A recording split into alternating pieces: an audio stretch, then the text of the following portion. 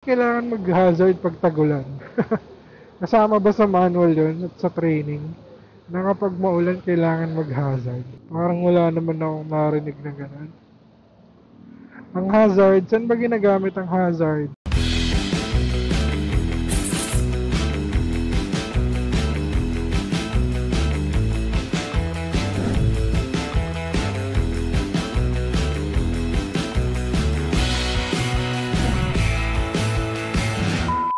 Hi! Welcome back sa Kalye. Bago natin simulan ang adventure natin, baka pwede mo namang i-like yung video at bigyan mo na rin ng sub. Malaking tulong na to para sa nagsisimulang vlogger na katulad ko. Salamat! Dito na naman po tayo sa Cainta Junction. Magandang umaga, magandang tanghali, magandang hapon, magandang gabi.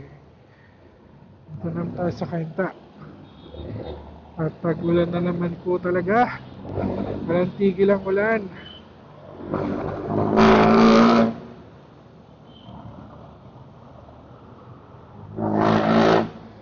Punta tayo ng Marcos Highway as usual. Doon naman lagi ang biyahe natin. Feeling ko, baha na rito sa Felix eh.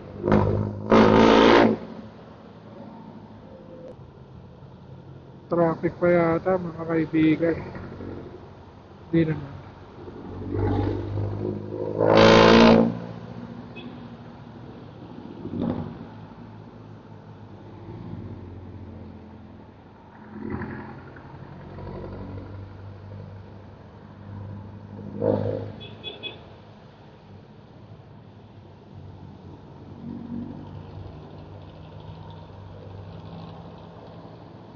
Pucha, hinag niya na yung linya.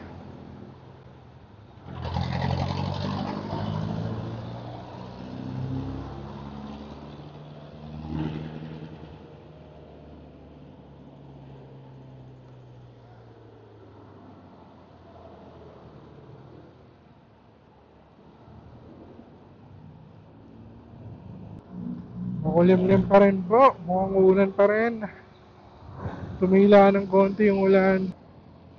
Dito sa bandang part na to ng Cainta, medyo nagbabaha na. Lalo na sa Karangalan. Sarap mag-ramen na to, mga sabaw. Nako, traffic. Ayan na nga po ang baha.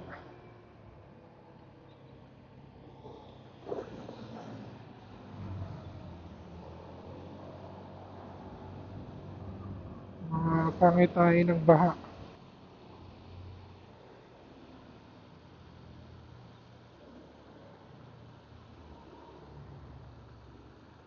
Pero may nakita tayo naka-hazard, no? Bakit kailangan mag-hazard pag tagulan?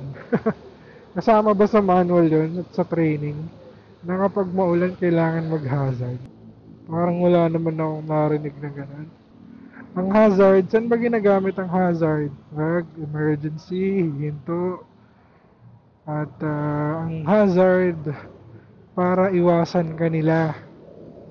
Paano kung bumabiyahe ka, naka-hazard ka magdamag? Iwasan ka ng mga ng mga kasama mo sa kalsada. 'Di ba? Paano malalaman kung kakaliwa o kakanan ka kung naka-hazard ka? Ang signal light kasi ginagamit 'yan para ipaalam mo dun sa nasa likuran mo kung lilipat ka ba ng linya, liliko ka ba, saan ka ba pupunta. Kung yung dalawang signal light mo nagpa-flash, sabay biglang lumiko ka, ililiko rin yung nasa likod mo. Di ba? So, misunderstanding. Di ba? Kaya dapat hindi po ginagamit ang hazard kapag umuulan. Bobo lang po gumagawa nun. Kung gusto mong makita ka sa tagulan, pwede nang gumamit ng high beam. Yan.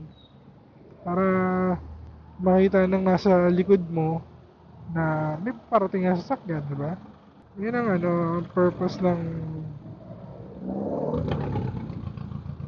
ng hazard. Hindi po ginagamit yan para sa ulan at para maging kakaiba ka sa kalsada habang bumabiyahe ka sa tagulan. Di ba?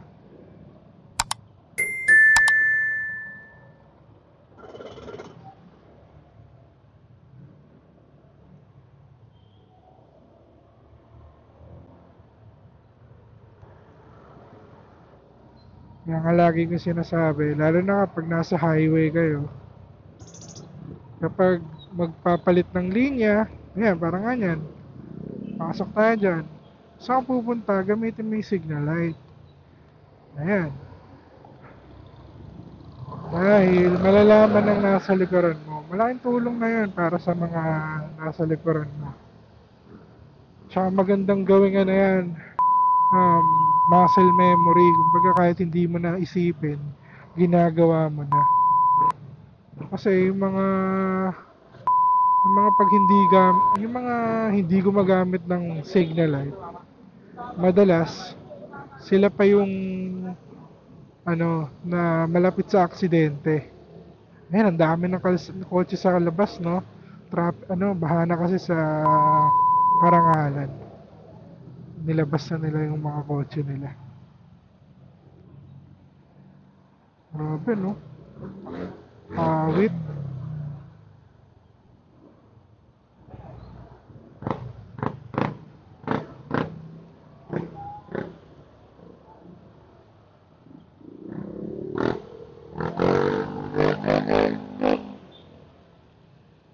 Na, taas na ng tubig. Ito na po, karangalan na po.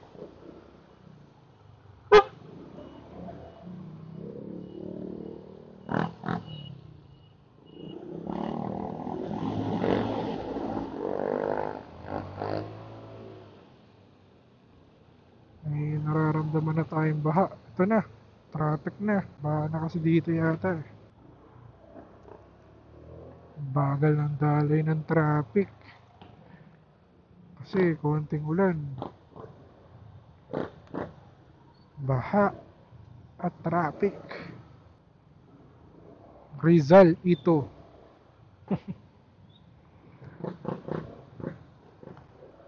Ayan, mahaba na po ulit. Grabe, walang tigil yung ulan, no? Walang isang linggo na yatang paulan-ulan. Pinakamalalanan yung mga binabahang lugar. Katulad dito. Pag may motor o kotse ka, laking abala na. Ayun o. Inangat na nila yung mga motor at kotse nila. Yun lang. Sobra naman po ginawa niya ng parking tong harangalan. Ganyan talaga. Yun o. Naging parking na po ang karangalan dahil sa baha. Magkabilang side pala yan mga ma'am sir. Mawawa naman. Kapag nabaha yung sasakyan mo, laking abala niya. Kahit nga motor eh. Kahit nga motor o scooter lang, laking abala niya. Kailangan mong agapan, syempre. Masisira. At ayan. Lumakas na po ulit ang ulan. Lamig. Sarap.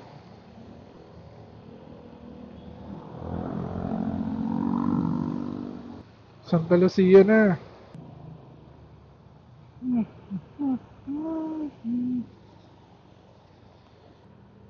Nawala na naman ulit.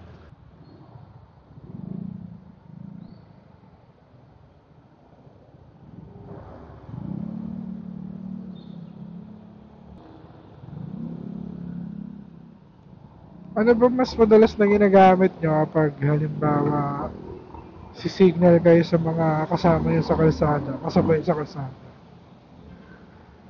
Flasher ba or passing light ba o busina?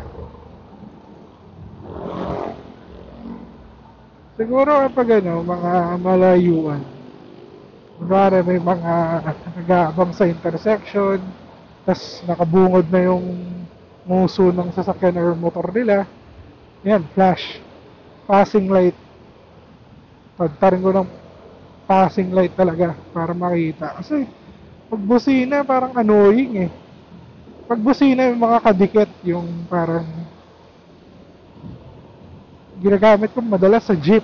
Yung mga hindi yung feeling kong mga mararamdaman mo kasi yun eh. Feeling mo hindi tumitingin sa sa side mirror yung driver. Kapag ganun, businahan nyo na.